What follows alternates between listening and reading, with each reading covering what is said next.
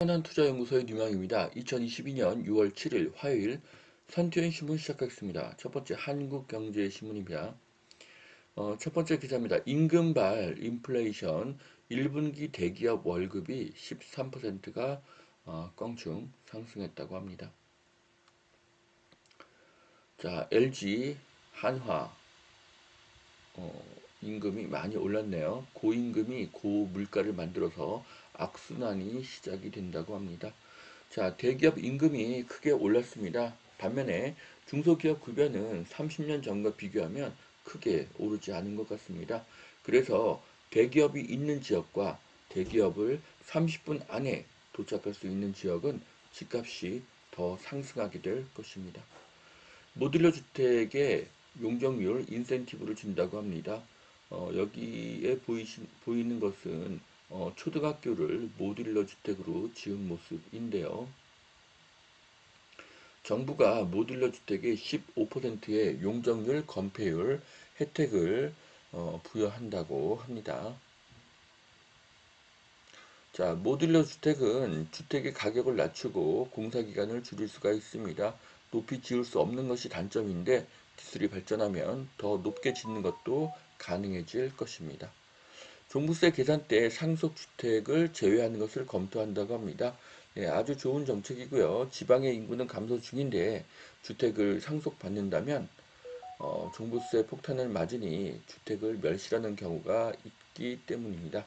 자, 종부세는 폐지되어야 되고요. 종부세 때문에 다주택자가 생기지 못하고 다주택자가 생기지 못하니 임대주택이 늘지 않고 분양이 늘지 않기 때문입니다. 자, 일본의 국민소득이 5년 새 20%가 감소했다고 합니다. 전방이 후진국이 됐다는 그런 기사인데요. 자, 여기 보시면은 1990년에는 한국과 일본의 GDP는 4배가 차이가 나는데요. 이제는 그렇게 크게 차이가 나지 않는 그런 상황으로 갔습니다. 한국은 꾸준히 이렇게 성장을 했고요. 일본은 성장이 이렇게 퇴보한 것을 볼 수가 있습니다. 자, 일본은 아날로그 산업의 최강자였죠. 하지만 디지털 산업에서 실패한 것으로 보입니다. 국가의 흥망성쇠를 보면 한국도 열심히 노력을 해야 합니다. 자, 디지털 경쟁력이 일본과 한국의 차이를 만들었습니다.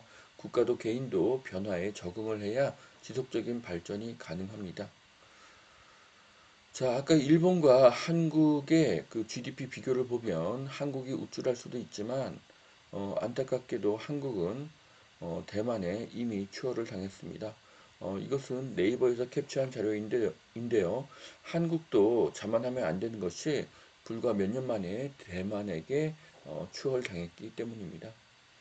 한국의 GDP가 상승하면 한국의 집값도 상승합니다. 소득과 집값은 밀접한 관계가 있습니다.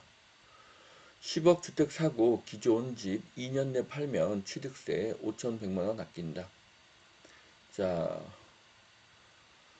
일시적 2주택의 기간이 1년에서 2년으로 늘었고요. 그래서 갈아타기에 여유가 생겼습니다. 취득세에서도 유리해졌고요.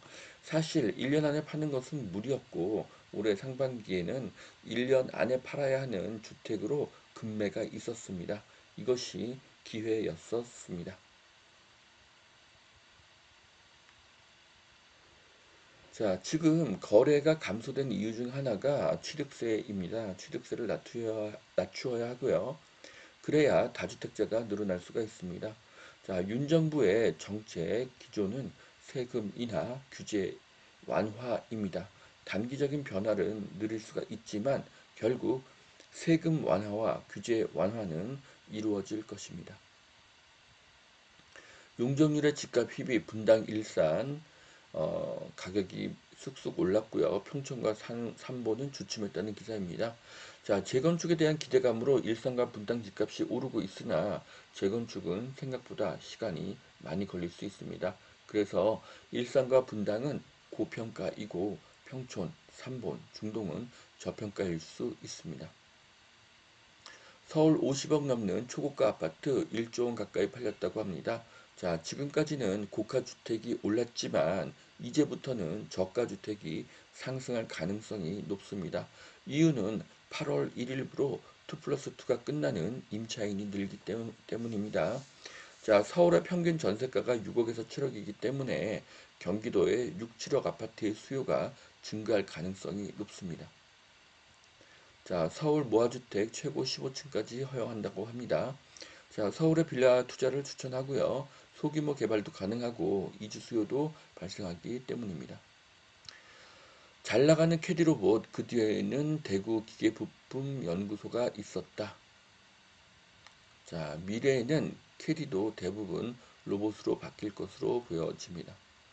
자, 두 번째 매일경제신문 보시겠습니다. 미국 기업 최악의 구인난 지속에 조용히 웃고 있는 로봇 ETF. 네, 로봇 ETF가 가격이 많이 상승했다고 합니다.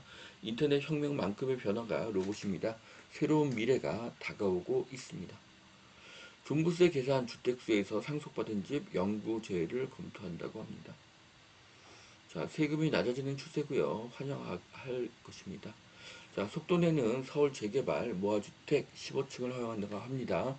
서울은 재개발이 되어야 할 곳이 많습니다. 더불어 도로도 혁신적으로 바꾸어야 합니다. 소방차가 진입하기 어려운 낙후된 지역이지만 주변의 아파트 가격이 높은 곳에 빌라 투자 가치는 매우 높습니다. 자, 다주택이 탈세보다 중죄이다. 이 글은 탈세의 세율보다 다주택의 세율이 더 높았다는 것입니다. 자, 그래서 이렇게 문정부에서 세금을 비상식적으로 올리니 팔지 못하고 팔지 못하니 거래가 없고 거래가 없으니 가격이 정체된 것입니다. 하지만 거래가 활성화되고 가격이 안정되는 것이 바른 방법이죠.